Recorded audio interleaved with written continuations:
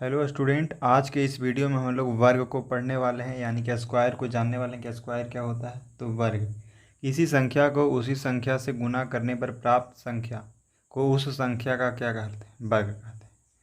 जैसे यहाँ पे 1 एक नंबर है और 1 से ही इसको गुना करेंगे तो जो संख्या प्राप्त होगा तो ये इस संख्या का क्या कहलाएगा, वर्ग कहलाएगा। जैसे 2 है, 2 को 2 से गुना किए तो 2 दूनी 4, तब हम आप इसको कह सकते हैं कि 2 का वर्ग क्या हुआ। तो 2 का इसको लिख सकते हैं क्या था, 2 का वर्ग। वर्ग का मतलब है उसी संख्या को 2 बार गुना करना, यानी 2 का वर्ग हुआ 2 का स्क्वायर, और 2 का स्क्वायर क्या होता है तो 4। ये 4 क्या है, ये 4 है जो 2 का वर्ग है। ठीक है। अगला 3 गुने 3, यानी 3 को 3 से ही गुना करेंगे तो जो संख्या प्राप्त होगा वो 3 का क्या कहलाएगा, वर्ग कहलाएगा। यानी कि हम यहाँ पे आपसे पूछें कि 3 का वर्ग क्या है, तो 3 का वर्ग हो जाएगा क्या, तो 9। अगला 5 का वर्ग, तो 5 गुने 5 25, यानी 5 का वर्ग क्या हो जाएगा तो 25। किसी संख्या को उसी संख्या से गुना करने पर जो संख्या प्राप्त होता है तो उस संख्या को क्या कहते हैं, वर्ग कहते हैं। यानी कि किसी संख्या को उसी संख्या पे गुना करने पे प्राप्त संख्या को उस संख्या का वर्ग कहते हैं। या तो इसको इस लैंग्वेज में बोलना चाहे तो बोल सकते हैं कि किसी संख्या को उसी संख्या से गुना करने पर जो संख्या प्राप्त होता है उसे उस संख्या का वर्ग कहते हैं। ठीक है। अब यहाँ पे है, हम लोग कुछ और देखेंगे वर्ग का एग्जाम्पल।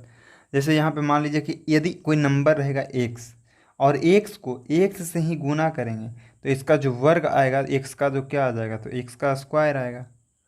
ठीक है।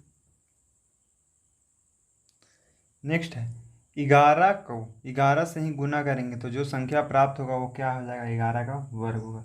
यानी 11 गुने 11 121, इसको ऐसे भी लिख सकते हैं कि 11 का स्क्वायर।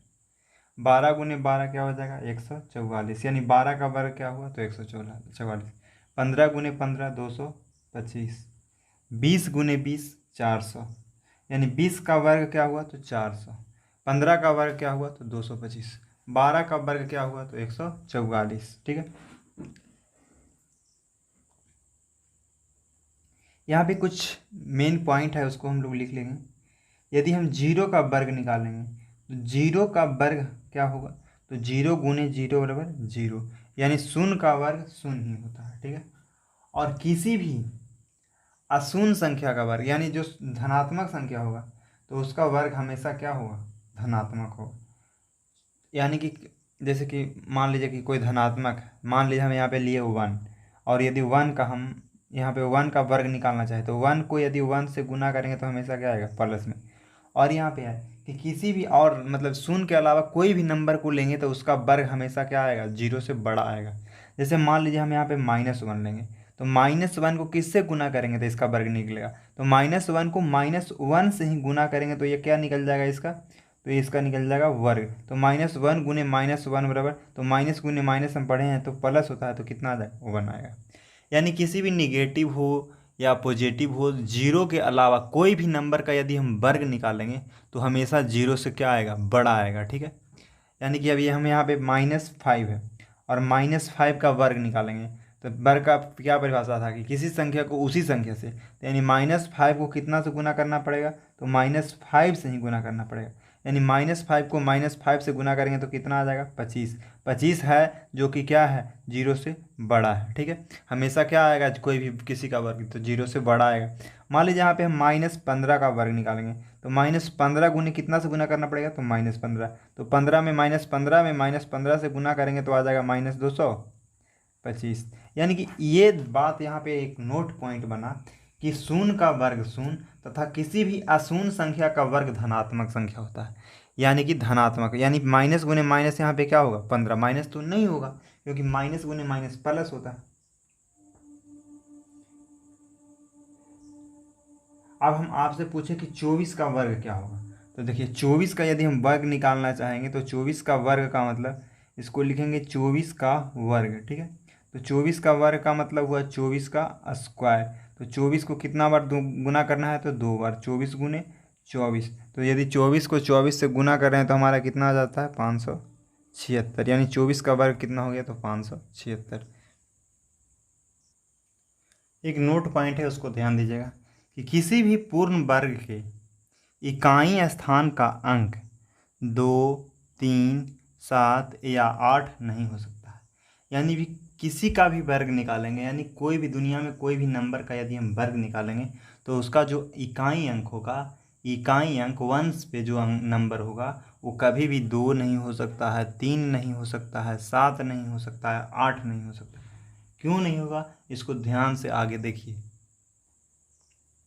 चलिए ध्यान दीजिए यहाँ पे 1 का स्क्वायर क्या होता है तो 1, 2 का स्क्वायर यानी 2 का वर्ग क्या होता है तो 4, 3 का वर्ग क्या होता है तो 9, 4 का वर्ग क्या होता है तो 16, 5 का वर्ग क्या होता है तो 25, 6 का वर्ग क्या होता है, 6 का वर्ग होता है 36, 7 का वर्ग क्या होता है 49, 8 का वर्ग क्या होता है 64, 9 का वर्ग क्या होता है 81, 10 का वर्ग क्या होता है 100।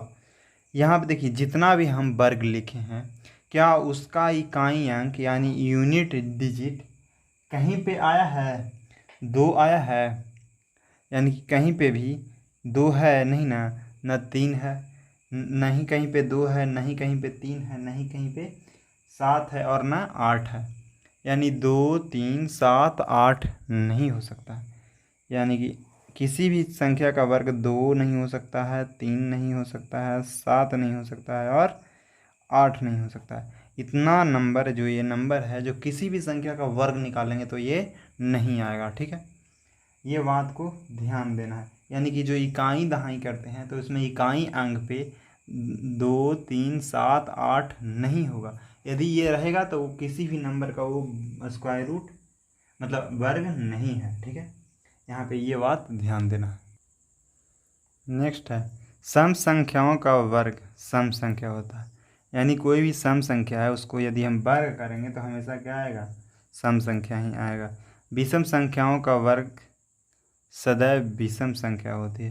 यानी कोई भी नंबर है जो विषम संख्या है यदि उसका हम वर्ग निकालेंगे तो सदैव यानी हमेशा क्या आएगा तो विषम संख्या ही आएगा।